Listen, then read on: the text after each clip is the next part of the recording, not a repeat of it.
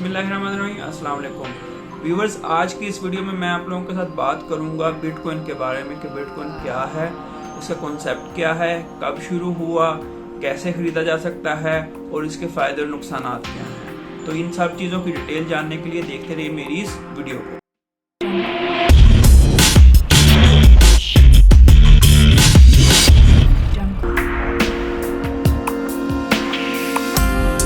Viewers, ये बात है 2008 की, जब सतोशी नाकामोटो जापान के एक इंसान ने जो है ना इसका कॉन्सेप्ट दिया था। और उसका कॉन्सेप्ट ये था कि वो फिजिकल करेंसी, पेपर करेंसी को ख़त्म करके फ्यूचर में डिजिटल करेंसी ही को लाना चाहता था कि हर चीज़ डिजिटल करेंसी के थ्रू हो।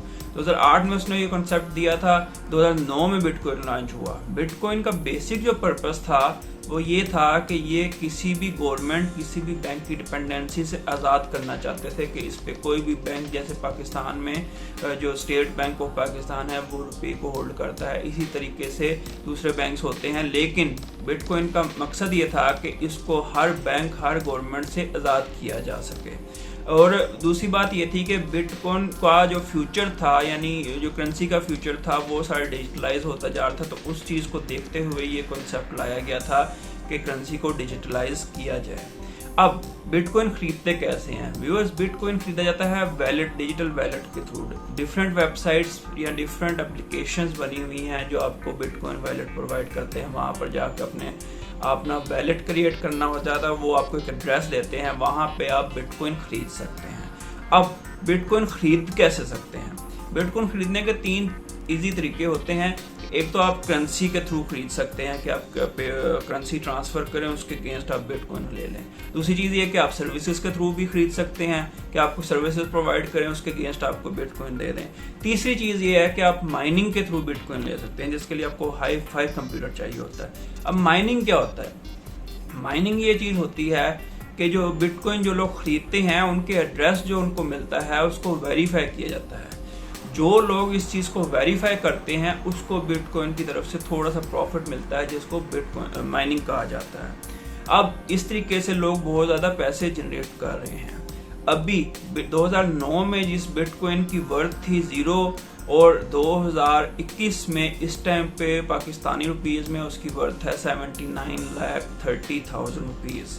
बहुत से रेस्टोरेंट ने बिटकॉइन को एक्सेप्ट करना शुरू कर दिया है। बहुत से इंस्टीट्यूट ने, बैंक्स ने भी फ़ौरन में बिटकॉइन को एक्सेप्ट करना शुरू कर दिया। और सबसे बड़ी बात कि एलोन मस्क ने ये ट्वीट की थी कि टेस्ला जो है ना, वो गाड़ी जो कि बहुत इस टाइम पे इलेक्ट्रिक कार में नंबर 1 पे है, वो आप परचेज कर सकते हैं बिटकॉइन के थ्रू, जिसकी वजह से बिटकॉइन को एकदम बूम मिला था और बिटकॉइन की वैल्यू आसमानों तक पहुँच गई थी। जैसे हर मुल्क की जो बैंक है या जो करेंसी है, बैंक एक लिमिट तक वो करेंसी पेपर छाप सकते हैं। अगर वो चाहें तो करेंसी पेपर जितने मर्जी छापते रहे हों और इस तरह हो, लेकिन ये ऐसी चीज़ नहीं होती। जो गवर्नमेंट की ऑफिशियल पॉलिसीज़ होती हैं और दूसरी पॉलिसीज़ होती हैं, उसके मुताबिक एक लिमिट तक जो है ना बैंक करेंसी पेपर नोट्स छाप सकता है।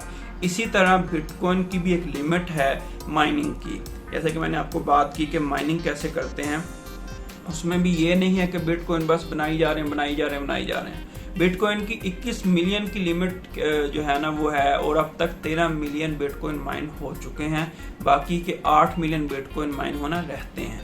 अब आगे हम चलते हैं तो इसके फ़ायदे क्या हैं। फ़ायदे सबसे पहले तो ये है कि जैसे मैंने आपको बताया कि किसी भी गवर्नमेंट, किसी भी बैंक से जो है ना डिपेंडेंसी नहीं है इसकी। आप कहीं से भी परचेज़ कर सकते हैं, कहीं पे भी सेल कर सकते हैं।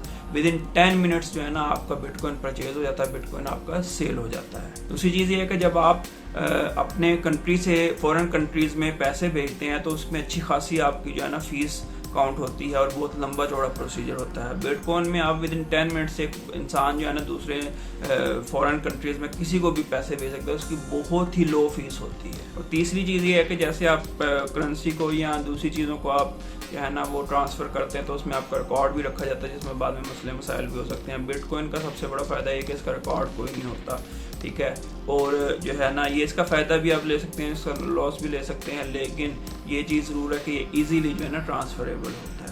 और अगर हम अब इसके नुकसानात की तरफ से आएँ, पहली बात तो ये मैंने जैसे कि ये चीज़ का रिकॉर्ड कोई नहीं होता। दूसरी बात ये है कि बिटकॉइन क्योंकि आपके एक एड्रेस पे आपको दिया जाता है जो कि आपका वेबसाइट का एड्रेस होता है, उसकी वजह से जो है ना इसमें हैक होने के चांसेस भी होते हैं। लेकिन आपको ये चीज़ तो पता है कि हर जगह पे प्रॉफिट एंड लॉस तो होता ही है। अगर आप बैंक में भी रखवाते हैं तो वहाँ पे भी बैंक अगर गलत जगह से पैसे इन्वेस्ट करके आपका नुकसान कर सकता है। तो ये चीज़ें सब साथ साथ होती हैं। लेकिन आज देखें बिटकॉइन यहाँ पे शुरू हुआ तो 2009 में मैंने आपको बताया 0 रुपीज़ पे था। अभी 2021 में जो है ना 79,30,000 से ऊपर जा चुका है। क्यों जा चुका है? क्योंकि फ्यूचर जो है ना वो डिजिटल करेंसी का ही है। अब पाकिस्तान में अभी तक ओपनली या ऑफिशियली बिटकॉइन को लॉन्च नहीं किया गया है। इस पे बहुत ज़्यादा डिबेट्स भी चल रही हैं, बहुत सारे मसले मसाइल चले थे, सुप्रीम कोर्ट की जजमेंट्स भी आई थी। लेकिन अभी तक कुछ लोग कहते हैं कि इसको परचेज़ कर सकते हैं, कुछ लोग कहते हैं इसको परचेज़ नहीं कर सकते हैं। तो आप लोगों को ये वीडियो कैसी लगी? अगर इसमें मज़ीद कुछ टॉपिक्स मैं कवर करना भूल गया हूँ तो कमेंट करके ज़रूर बताएं, और अगर अच्छी लगी तो भी कमेंट करके ज़रूर बताएं। तो ये थी हमारी आज की वीडियो।